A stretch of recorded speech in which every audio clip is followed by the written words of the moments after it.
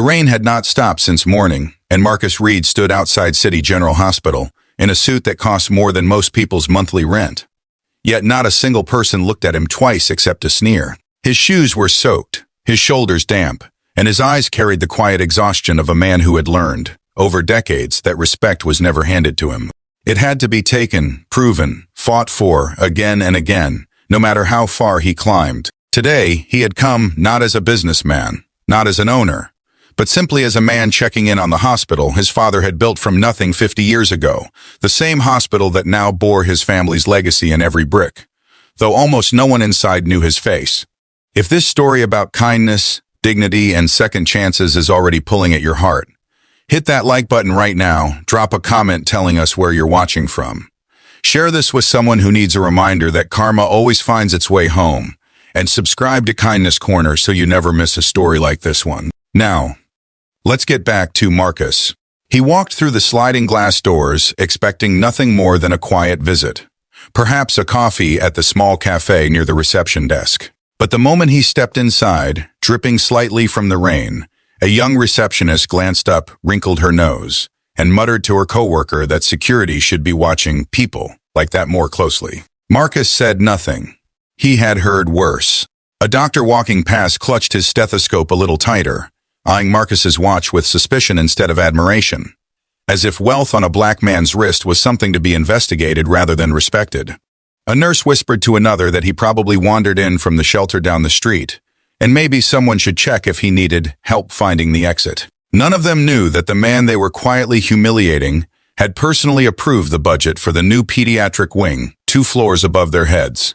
None of them knew that the hospital's very foundation had been laid by his father, a man who had once been refused treatment at a segregated clinic decades earlier, and swore that if he ever built something of his own, it would turn away no one. Marcus carried that story in his chest every single day, but he never wore it on his sleeve. He preferred to walk in silence, to observe, to feel the pulse of the place his family had poured their lives into. But today, the coldness stung more than usual. A supervisor approached him near the reception desk, arms crossed, voice sharp, asking if he was lost, if he needed to be escorted out, if perhaps he had wandered in from the wrong entrance. Marcus simply asked calmly if he could speak with the hospital director. The supervisor let out a short, dismissive laugh, the kind that cuts deeper than a shout ever could, and told him the director was much too busy for walk-ins, especially ones who looked like they had nowhere else to be. A small crowd of staff had gathered by now, murmuring, some outright laughing, enjoying the small cruelty of feeling superior to a stranger they had already judged and convicted in their minds. Marcus felt the old familiar ache rise in his chest. Not anger, but a tired kind of sorrow. The kind that comes from being unseen your entire life despite everything you have built, everything you have given, everything you have sacrificed.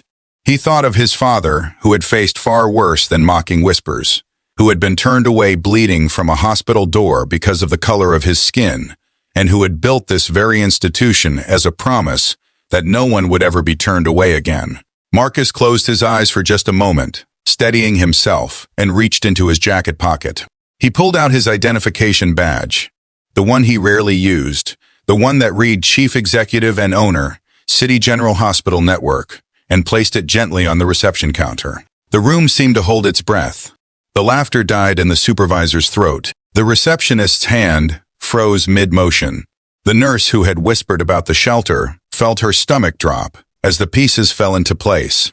And the doctor, who had eyed his watch with suspicion, suddenly remembered where he had seen that face before on the wall in the boardroom, in the founder's portrait beside his father, in the quiet dignity of a man who never announced his power because he never needed to. No one said a word for what felt like an eternity. Marcus did not raise his voice.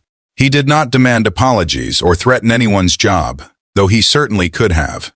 Instead, he looked around at the frozen faces, the wide eyes, the trembling hands, and he spoke softly about his father, about the man who had once stood exactly where they now stood, bleeding and dismissed, about the promise that built these very walls. He told them that the truest measure of a hospital of a person of a life was not in the titles people wore, but in how they treated those they assumed had none. He told them that kindness costs nothing, Yet its absence can cost everything: a person's dignity, their trust, their belief that the world still holds some good. The supervisor, tears welling in her eyes, apologized, her voice breaking under the weight of shame. The receptionist could barely speak, whispering that she was sorry, that she had judged him unfairly, that she would never make that mistake again. The nurse who mocked him quietly wept, ashamed of the cruelty she had shown a stranger, who turned out to hold more compassion in his silence than she had shown in her entire shift. Marcus, instead of punishing them, offered something far more powerful: a chance to grow, a chance to remember, a chance to carry this lesson forward into every patient, every visitor, every stranger they would ever meet again. In the weeks that followed, City General Hospital quietly transformed. New training programs on dignity and respect were introduced, not as punishment, but as a promise renewed. Staff who once judged too quickly became the very people who greeted every visitor with warmth, regardless of how they looked or what they wore. And Marcus, though he never sought credit, became a living reminder within those halls that true worth is never visible on the surface, and that kindness, once given freely, has the power to rewrite the story of an entire institution. If this story touched your heart even a little, please take a moment to like this video, leave a comment, and share it with someone who needs to hear it today. Your support means more than you know, and it helps stories like Marcus's reach the people who need them most. And before we go, we have a special request. Comment the word kindness below if you believe everyone deserves to be treated with dignity, no matter how they look or where they come from. Let's fill this comment section with hope. Thank you for watching Kindness Corner, and until next time, choose kindness always.